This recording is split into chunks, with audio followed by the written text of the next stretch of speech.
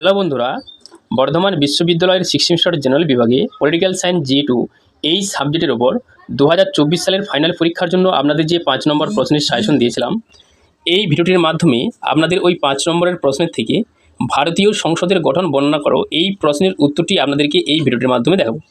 তো বন্ধুরা, আপনারা রেকর্ডিংটি আপনারা ভালো করে মনোযোগ সহকারে 3বার শুনুন এবং একটু বোঝানোর চেষ্টা করব। ভিডিওটি মনোযোগ সহকারে 3বার শুনুন এবং 2বার আপনারা মুখস্থ বলার চেষ্টা করুন। 3বার ভিডিওটিকে মনোযোগ সহকারে শুনুন এবং 2বার আপনারা মুখস্থ বলার চেষ্টা করুন এবং একবার খাতায় লেখার চেষ্টা করুন। তাহলেই কিন্তু আপনাদের এই প্রশ্নটা মুখস্থ হয়ে যাবে, আপনারা পরীক্ষায় লিখতে পারবেন। তো বন্ধুরা, ভিডিওটি যদি ভালো লাগে চ্যানেলটিকে সাবস্ক্রাইব করবেন এবং ভিডিওটি দেখতে লাইক দেবেন। আর যদি আপনাদের বন্ধুরা এই সাবজেক্টটা নিয়ে থাকে, আপনাদের বন্ধুদের মাঝে ভিডিওটি শেয়ার করে আপনাদের বন্ধুদেরকেও এই প্রশ্নের উত্তরটি পাওয়ার সুযোগ করে দিন। আপনারা মনোযোগ সহকারে 3বার ভিডিওটি শুনুন। দেখুন, ভারতের কেন্দ্রীয় আইনসভার ভারতীয় সংসদের গঠন বর্ণনা করো। ভারতীয় সংসদের গঠন বর্ণনা করো। আমি লাইন বাই লাইন একবার করে পড়ার চেষ্টা করব এবং তার সাথে সাথে একটু বোঝানোর চেষ্টা করব। আপনারা মনোযোগ সহকারে শুনুন, তাহলে কিন্তু আপনাদের মুখস্থ হয়ে যাবে। দেখুন, ভারতের কেন্দ্রীয় আইনসভার নাম পার্লামেন্ট বা সংসদ। তাহলে এখানে আপনারা একটা জিনিস বুঝতে পারছেন যে আমাদের ভারতের কেন্দ্রীয় আইনসভার নাম হচ্ছে পার্লামেন্ট বা সংসদ। আপনাদের যদি প্রশ্নটা এইভাবে আছে যে ভারতীয় পার্লামেন্টের গঠন বর্ণনা করো, যদি আপনাদের প্রশ্নটা এইভাবে আছে যে ভারতীয় পার্লামেন্টের গঠন বর্ণনা করো, তাহলে ওই সংসদের গঠন পার্লামেন্টের গঠন কিন্তু একটাই। ভারতের কেন্দ্রীয় আইনসভার নাম পার্লামেন্ট বা সংসদ। পার্লামেন্টে দুটি কক্ষ, উচ্চকক্ষ এবং নিম্নকক্ষ। তাহলে এখানে আপনারা জানতে পারছেন, হ্যাঁ, তাহলে এখানে আপনারা জানতে পারলেন যে ভারতের সংসদ বা পার্লামেন্টের দুটি কক্ষ নিয়ে গঠিত, একটা হচ্ছে উচ্চকক্ষ এবং আরেকটা হচ্ছে নিম্নকক্ষ। দেখুন, উচ্চকক্ষের নাম হচ্ছে রাজ্যসভা এবং নিম্নকক্ষের নাম হচ্ছে লোকসভা। তাহলে এখানে আমরা জানতে পারছেন যে আমাদের ভারতীয় সংসদ দুটো কক্ষ নিয়ে গঠিত, ভারতীয় সংসদ বা পার্লামেন্ট দুটো কক্ষ নিয়ে গঠিত, একটা হচ্ছে উচ্চকক্ষ আর একটা হচ্ছে নিম্নকক্ষ। না, উচ্চকক্ষের নাম হচ্ছে রাজ্যসভা এবং নিম্নকক্ষের নাম হচ্ছে লোকসভা। ইংল্যান্ডের রাজা ও রানীর ন্যায় ভারতের রাষ্ট্রপতি পার্লামেন্টের অবিচ্ছেদ্য অঙ্গ।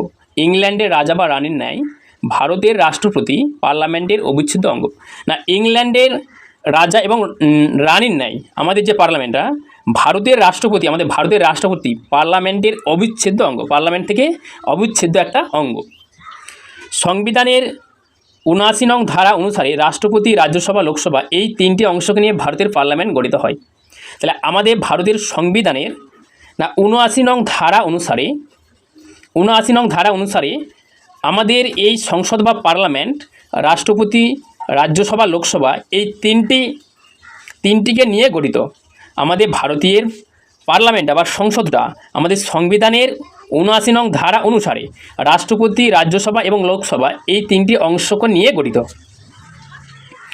ভারতের পার্লামেন্ট রাষ্ট্রপতি, রাজ্যসভা ও লোকসভা নিয়ে গঠিত। দেখুন, প্রথমে হচ্ছে যে রাজ্যসভার গঠন। তাহলে এখানে আপনারা জানতে পারছেন সংসদ হচ্ছে রাজ্যসভা এবং লোকসভা এই দুটি কক্ষ নিয়ে গঠিত।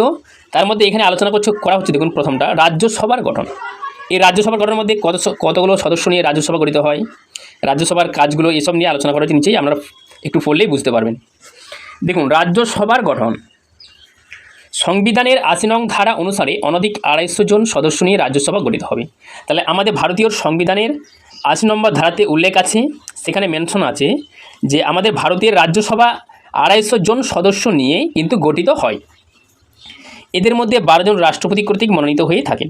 তাহলে এই 250 জন সদস্যের মধ্যে 12 জন সদস্য কিন্তু রাষ্ট্রপতি, তিনি কিন্তু নির্বাচন করেন, তিনি তার মনোনীত হয়ে থাকে, তিনি কিন্তু মনোনীত করেন। সাহিত্য, বিজ্ঞান, চারুকলা ও সমাজসেবায় বিশেষ জ্ঞান বা বাস্তব অভিজ্ঞতা আছে এইরূপ ব্যক্তিদের মধ্যে থেকে রাষ্ট্রপতি উক্ত 12 জন সদস্যকে মনোনীত করেন। এখানে আমরা বুঝতে পারছেন সাহিত্য, বিজ্ঞান, চারুকলা ও সমাজসেবায় বিশেষ জ্ঞান কি বলছে না, ওই যে 12 জন ব্যক্তিকে রাষ্ট্রপতি সিলেক্ট করবেন, নির্বাচন করবেন, মনোনীত করবেন, ওই ব্যক্তিগুলির মধ্যে সাহিত্য সম্পর্কে জ্ঞান থাকতে হবে, বিজ্ঞান সম্পর্কে জ্ঞান থাকতে হবে, চারুকলা সম্পর্কে জ্ঞান থাকতে হবে, সমাজ সেবায় বিশেষ তাদের জ্ঞান থাকতে হবে, বাস্তব অভিজ্ঞতা আছে এরূপ ব্যক্তিদের মধ্যে থেকে রাষ্ট্রপতি উক্ত 12 জন সদস্যকে মনোনীত করেন এবং তাদের মধ্যেও কিন্তু বাস্তব অভিজ্ঞতা থাকতে হবে। তারপরে দেখুন, বাকি 238 জন সদস্য ভারতের বিভিন্ন রাজ্য ও কেন্দ্রশাসিত অঞ্চল থেকে পরোক্ষভাবে নির্বাচিত হন। তাহলে এখানে আপনারা যে 12 জন সদস্য রাষ্ট্রপতি তাহলে নির্বাচন করছেন 250 জনের মধ্যে, তাহলে থাকে কত 238 জন। এই 238 জন ভারতের বিভিন্ন রাজ্য থেকে নিয়ে থাকে এবং কেন্দ্রশাসিত অঞ্চল থেকে পরোক্ষভাবে নির্বাচিত হন। এই 250 জন সদস্যের মধ্যে 250 জন সদস্যের মধ্যে 12 জন বাদ চলে গেলে 238 জন থাকে। এই 238 জনের মধ্যে আমাদের ভারতের বিভিন্ন রাজ্য থেকে নেই এবং বিভিন্ন কেন্দ্রশাসিত অঞ্চল থেকে পরোক্ষভাবে নির্বাচিত হন। প্রতিটি রাজ্যের বিধানসভায় নির্বাচিত প্রতিনিধিরা একক হস্তাক্ষরযোগ্য সমানুপাতিক প্রতিনিধিত্বের ভিত্তিতে রাজ্যসভার প্রতিনিধিদের নির্বাচন করেন। প্রতিটি রাজ্যের বিধানসভায় নির্বাচিত প্রতিনিধিরা, না প্রত্যেকটি রাজ্যেই কী বলছে না বিধানসভায় নির্বাচিত, মানে বিধানসভায় যারা নির্বাচিত হয়েছেন সেই প্রতিনিধিরা একক হস্তান্তরযোগ্য সমানুপাতিক প্রতিনিধিত্বের ভিত্তিতে একক হস্তান্তরযোগ্য সমানুপাতিক প্রতিনিধিত্বের ভিত্তিতে রাজ্যসভার প্রতিনিধিদের নির্বাচন করেন।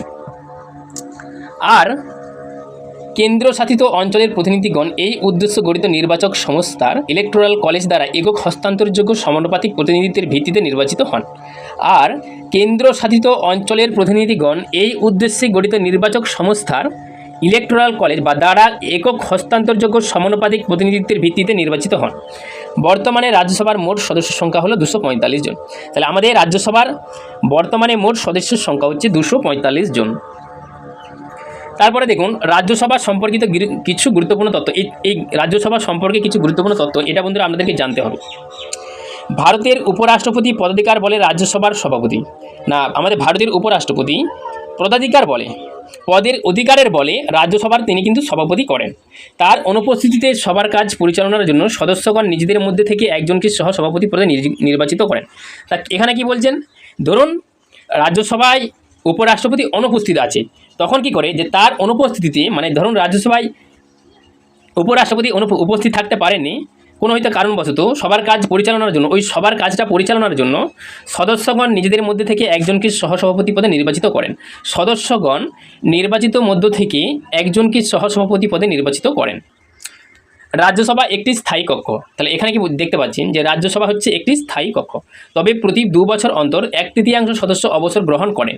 না প্রতি 2 বছর অন্তর মানে 2 বছর ছাড়াছাড়ি 1/3 মানে 1/3 সদস্য অবসর গ্রহণ করেন। এই রাজ্যসভার যে সদস্যগুলো দেখতে পেলেন 228 জন সদস্য, এই 228 জনকে 3 ভাগ করা হলে 1 ভাগ সদস্য কিন্তু প্রতি 2 বছর ছাড়া প্রতি 2 বছর অন্তর কিন্তু তারা অবসর গ্রহণ করেন। সমসংখ্যক সদস্য তাদের স্থলাভিষিক্ত হন এবং সমসংখ্যক সদস্য তাদের স্থলাভিষিক্ত হন। প্রতিটি সদস্যের কার্যকালের মেয়াদ হচ্ছে 6 বছর। না প্রতিটি যে সদস্য, যে 28 জন সদস্য রাজ্যসভায় রয়েছে, এই সদস্যদের কার্যকালের মেয়াদ হচ্ছে 6 বছরে। রাজ্যসভার কোনো সদস্য লোকসভা কিংবা রাজ্যসভার সদস্যপদ গ্রহণ করলে তার রাজ্যসভার সদস্যপদ বাতিল হয়ে যায়। এখানে আপনারা দেখতে পাচ্ছেন যে রাজ্যসভার কোনো সদস্য যদি তারা লোকসভা কিংবা রাজ্যসভায় সদস্যপদ গ্রহণ করলে তার রাজ্যসভার সদস্যপদ বাতিল হয়ে যান। রাজ্যসভার কত সদস্য যদি লোকসভার সদস্যপদ গ্রহণ করে তাহলে কিন্তু তার রাজ্যসভার যে সদস্য ছিলেন সেই রাজ্যসভার সদস্যপদটা তার কিন্তু বাতিল হয়ে যায়। কোনো নির্বাচিত সদস্যকে দল থেকে বিতাড়িত করা হলে তার রাজ্যসভার সদস্যপদটি বাতিল হয়ে যায়। কোনো নির্বাচিত সদস্যকে দল থেকে বিতাড়িত করা হলে তার রাজ্যসভার সদস্যপদটিও বাতিল হয়ে যায়। রাজ্যসভার অধিবেশন আহ্বান করেন রাষ্ট্রপতি। তারা রাজ্যসভায় যে অধিবেশনটা হয় সেটা কিন্তু আহ্বান করেন রাষ্ট্রপতি। বছরে কতগুলি অধিবেশন আহ্বান করা হবে সেই সম্পর্কে সংবিধানে কিছু বলা নেই। না কি বলছে যে আমাদের ভারতীয় সংবিধানে বছরে কতগুলি অধিবেশন আহ্বান করা হবে, কতগুলি অধিবেশন আহ্বান করা হবে, ডাকা হবে, এই সম্পর্কে আমাদের ভারতীয় সংবিধানে কোনো কিছু বলা নেই বা উল্লেখ নেই।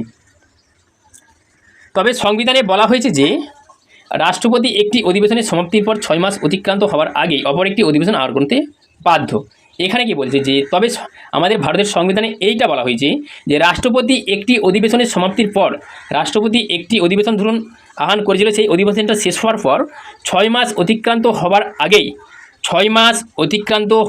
আগেই অপর একটি অধিবেশন আহ্বান করতে বাধ্য। রাজ্যসভার মোট সদস্যের সংখ্যা 1/10 উপস্থিতিতে কোরাম বলে। রাজ্যসভার মোট সদস্য সংখ্যার 1/10 উপস্থিতিকে কোরাম বলে। তো এখানে কি বলছি, আমাদের যে রাজ্যসভায় 250 জন সদস্য থাকে তার মধ্যে 1/10 যদি উপস্থিত থাকে তাদেরকে কোরাম বলে, একটাকে কোরাম বলা হয়। 1/10 যদি সদস্য উপস্থিত থাকেন তাদেরকে কোরাম বলা হয়। এটা কিন্তু আপনাদের 2 নম্বর প্রশ্ন হিসেবেও আসতে পারে যে কোরাম কাকে বলে।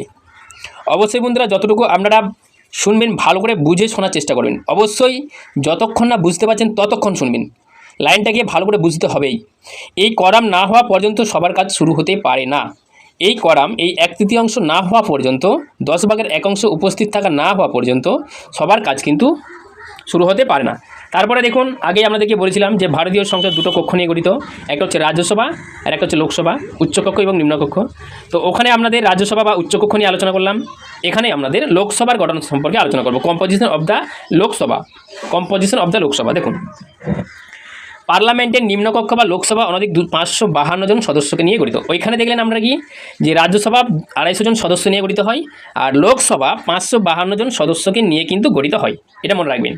আপনাদের 2 নম্বরের প্রশ্ন এইভাবে আসতে পারে যে লোকসভা কতজন সদস্য নিয়ে গঠিত হয়, না লোকসভা 552 জন সদস্যকে নিয়ে গঠিত হয়।